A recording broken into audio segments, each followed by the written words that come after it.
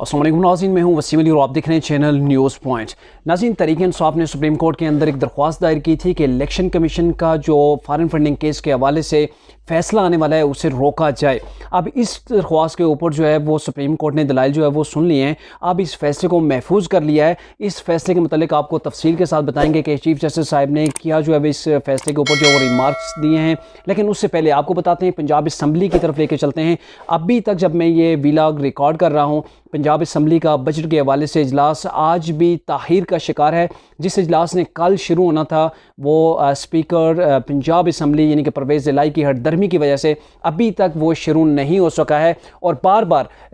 Speaker जो Punjab assembly हैं चौधरी परवेज़ इलाही बार बार इस इजलास को मुलतवी करते जा रहे हैं। उन्होंने एक ही शर्त रखी है जिसके ऊपर कल भी इनके दरमियान मुज़ाकरात हुए थे और कल के मुज़ाकरात के अंदर ये तय पाया था कि जितने भी आपके ख़िलाफ़ जो असम्बली के अंदर आपने जो तशद्दुद किया, जो केसेस आपके ख़िलाफ़ जो बने थे,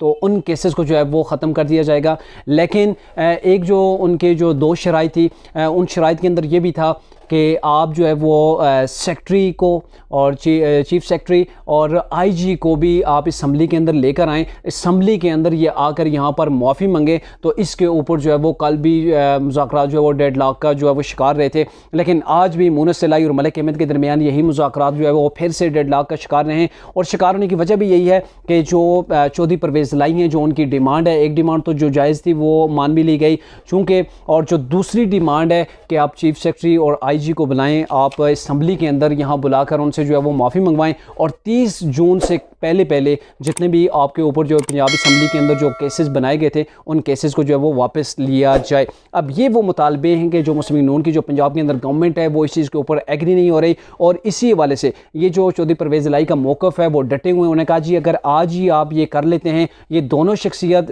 असम्बली के अंदर आती हैं, माफ़ी मांगती हैं, तो आज ही बजट के हवाले से इजलास आज ही शुरू हो जाएगा। और अगर ऐसा नहीं किया जाता, बाज़ाब्ता तौर पर वो असम्बली के अंदर आकर माफ़ी नहीं मांगते, तो ये इजलास नहीं होने देंगे हम। तो ये स्पीकर पंजाब असम्बली का मामला है और इसके ऊपर मुस्लिम लीग नून ने अपने कानूनी जो माहिरीन हैं उनके साथ उन्होंने मशावरत जो है वो जारी कर दिया है। और जो मुस्लिम लीग नून के वज़रा हैं उन्होंने इस गवर्नमेंट को मशवरा भी दिया है कि आप 17 जुलाई तक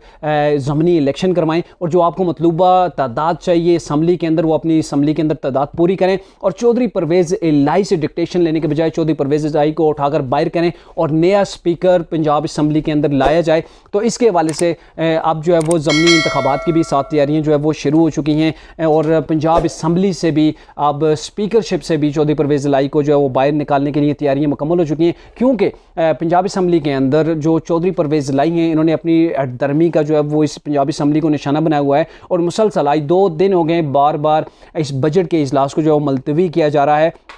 और जो मुस्लिम लीग नून के जो रहनुमा हैं राना मशहूद, उन्होंने कहा जी मुकदमात जो हमने बनाए थे वो कानून को इन्होंने हाथ में लिया था, उस सूरत के अंदर जो है वो मुकदमात बने थे और उसके बाद फिर ये अभी जो हरदर्मी चाह रहे हैं, इस हरदर्मी को हम किसी सूरत जो है वो इनकी डिक्टेशन नहीं लेंगे। तो ये पंजाब असम्बली का मामला है, 2 रोज़ से जो है वो पड़ी हुई है, अल्तबा के अंदर ये शिकार किया हुआ है। असम्बली बजट का जो है वो इजलास है, लेकिन जो चौधरी परवेज़ इलाही हैं मुसलसल पहले भी पंजाब के अंदर जब गवर्नर चेंज हुआ तब भी यही मामला हुए, जब वहाँ पे तहरीक इंसाफ ने उस वक्त भी इस मामले को ऐसे ही लटकाया जब वहाँ के अंदर वज़ीर आला के इंतखाब के लिए जो है वो वोटिंग का सिलसिला था। और अभी जो बजट पेश किया जा रहा है, बजट का इजलास ही नहीं होने दिया जा रहा, इसलिए कि वहाँ पे स्पीकर जो है वो तहरीक इंसाफ के हमायत याफ्ता हैं, यानी कि चौधरी परवेज़ इलाही हैं। अब आते हैं वो मेन ख़बर कि जिसकी वजह से तहरीक इंसाफ के अंदर बड़ा खौफ है और तहरीक इंसाफ ने अपनी एक पार्टी भी रजिस्टर्ड करवा दी है, चूँकि उन्हें ख़तरा है कि फॉरेन फंडिंग केस जब उनके खिलाफ अगर आ जाता है तो फिर उनकी इस पार्टी की जो है वो उसे भी कलादम करार दिया जा सकता है।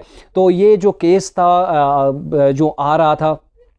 इलेक्शन कमीशन की जानब से, उसके ऊपर फैसला आ रहा था, तो तहरीक इंसाफ ने एक पटिशन दायर की थी, एक दरख्वास्त दायर की थी सुप्रीम कोर्ट के अंदर, जिसके हवाले से मैंने पहले भी एक आपको वीलॉग के अंदर तफसील के साथ बताया था। उसको रोकने के लिए ये सुप्रीम कोर्ट चले गए थे कि उस फैसले को रोका जाए, उस वक्त तक रोका जाए जब तक मुस्लिम लीग नून, JUI, पीपल्स पार्टी की फॉरेन फंडिंग केस के हवाले से फैसले नहीं किए जाते, उस वक्त इस फैसले को रोका जाए। और आज सुप्रीम कोर्ट ने इस हवाले से दलाइल वगैरह मुकम्मल सुन लिए हैं और चीफ जस्टिस साहब ने इसके हवाले से जो रिमार्क्स हैं उन्होंने जो नुमाइंदा है इलेक्शन कमीशन का उसे कहा है ये जो 10 साल का पीरियड गुजर गया है इस केस को आपने लटका के रखा है, तो इसके पीछे भी आप ही का हाथ है, आपने इसे जो है वो आगे नहीं बढ़ने दिया। और ये भी कहा है कि ये जो तरीके साहब ने जो पिटीशन दायर किया है इसमें कोई ऐसा चीज़ नहीं कि इसके अंदर जो है वह हम आपको कोई रहनुमाई दें, कोई आपको डायरेक्शन दें, कोई ऐसा सवाल ही इसके अंदर नहीं उठता। और ना ही इलेक्शन कमीशन जो है वो कोई आपसे इम्तियाजी सलूक कर रहा है। ये जो आपका प्रोसेस है इस प्रोसेस के पीछे आपकी पार्टी का रहनुमा पड़ा हुआ है जो ये कह रहा है कि फॉरेन फंडिंग का केस है, उसके पीछे